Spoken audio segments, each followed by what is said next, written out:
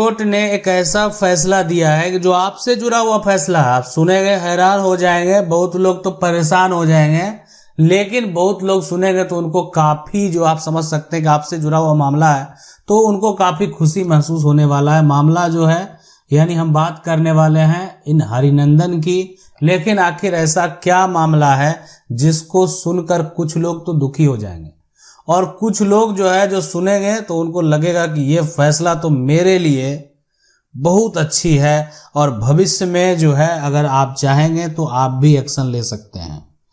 अब ये जो मामला है, क्या मामला है, किस प्रकार का मामला है, हम बात करने वाले हैं, आप समझ सकते हैं, संपत्ति विवाद को ही लेकर। यानी ये जो फैसला है संपत्ति विवाद से ही जुड़ा हुआ है, यानी अगर आपकी जो भी प्रॉपर्टी है उससे ही जुड़ा हुआ है।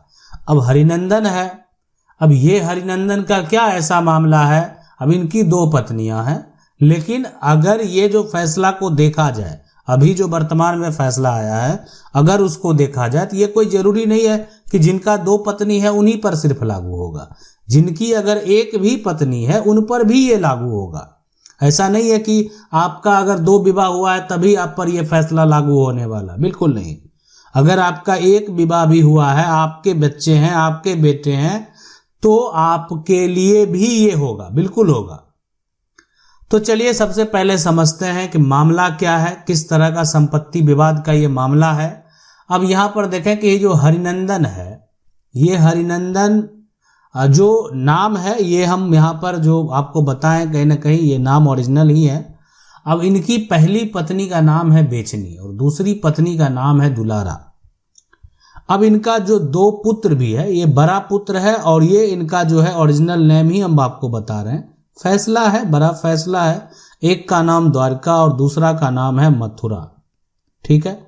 अब ये जो आप देख रहे हैं ये इनके दोनों बच्चे हैं, यानी कहीं ना कहीं हम यहाँ अटैच करने का मतलब ही है कि इनकी जो दूसरी पत्नी है उनके ये बच्चे हैं, पहली पत्नी के बच्चे नहीं हैं।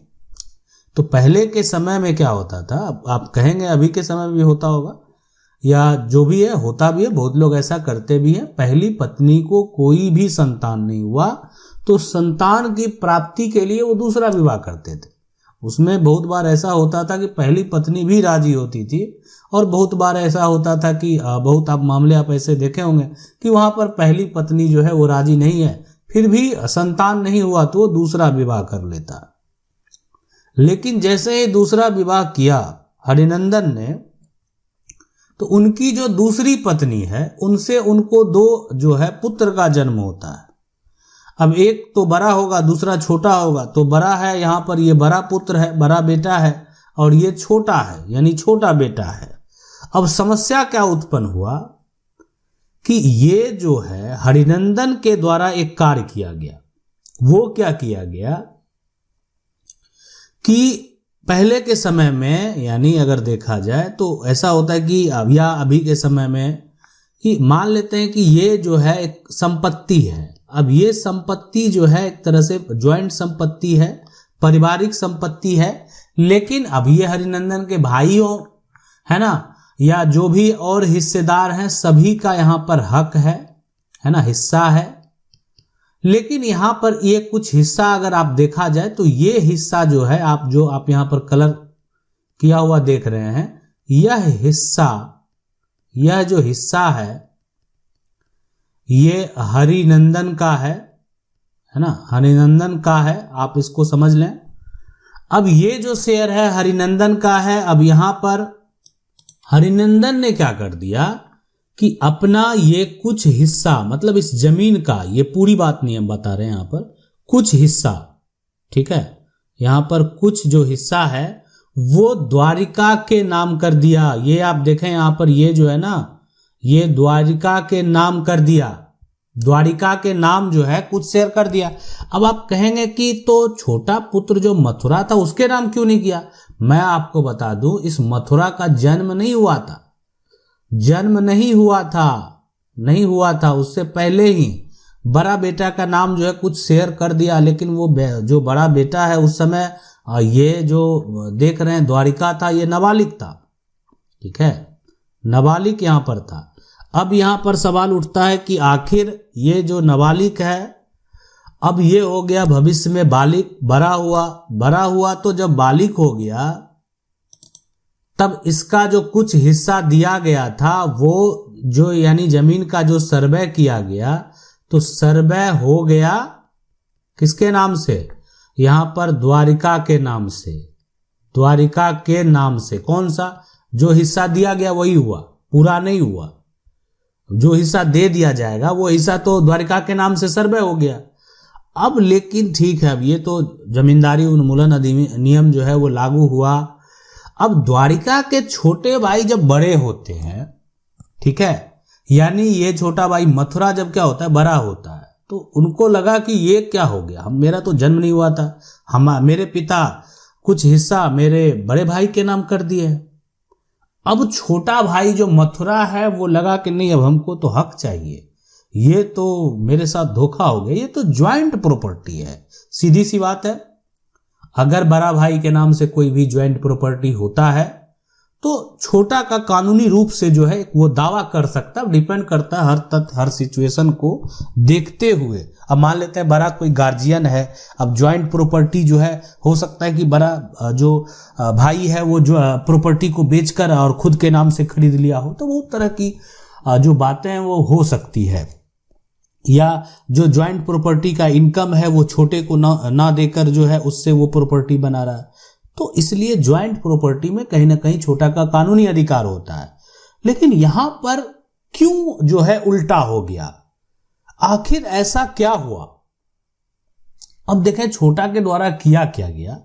सबसे पहला काम यह किया गया कि वो जो सर्वे के अधिकारी हैं, ठीक है, सर्वे के जो अधिकारी हैं उनके सामने जो मथुरा है, छोटा भाई है ना, हरिनंदन का छोटा बेटा है, वो अपने बड़े भाई के संपत्ति में दावा करता है। लेकिन जो सर्वे के अधिकारी हैं वो ये दावा को खारिज कर देते हैं। उनका कहना है कि जो द्वारिका है उसके नाम से प्रॉपर्टी बहुत लंबे समय से चलता आया है, आज से नहीं है, बहुत साल हो गए हैं, तो इसीलिए इस वाद को खारिज किया जाता है। अब सीधी सी बात है, ये जो है वहां से ये मथुरा जो है उसको निराशा ही हासिल हुई। तो अब यानी अकेले जो है, सीधी सी बात है कि मान लेते हैं इसलिए खारिज कर दिया कि भूमि अकेले द्वारिका के नाम जो है यहां पर की गई है, इसीलिए कानूनी रूप से वो व्यक्ति उसका जो है अधिकार रखता है। अब उसको लगा कि अब मथुरा क्या करे, तो मथुरा के पास एक और विकल्प था। वो विकल्प क्या था कि उसके बाद उन्होंने उसी विकल्प को जो है यहां पर चूज किया।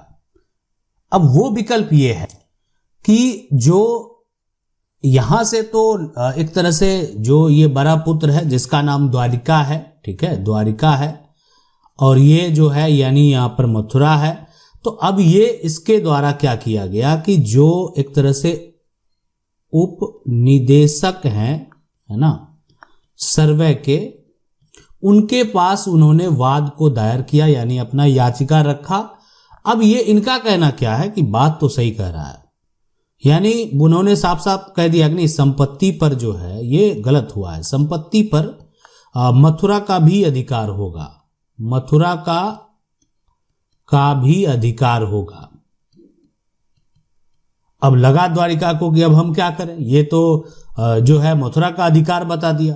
अब दोनों का जो है एक तरह से जब देखा गया कि नहीं, इस पर तो जो उपनिदेशक हैं सर्वे के, उनका एक आदेश आ गया है, अब उसके खिलाफ जो जब मामला चला गया हाई कोर्ट में और वो द्वारिका लेकर चला गया, नहीं उसको चैलेंज करना, उसको रद्द करवाना बेहद जरूरी है। ये तो मेरा जमीन ले लेगा, मेरा शेयर ले लेगा, मेरा हक ले लेगा, जो हमको हरिनंदन हमारे पिता के द्वारा प्राप्त हुआ है।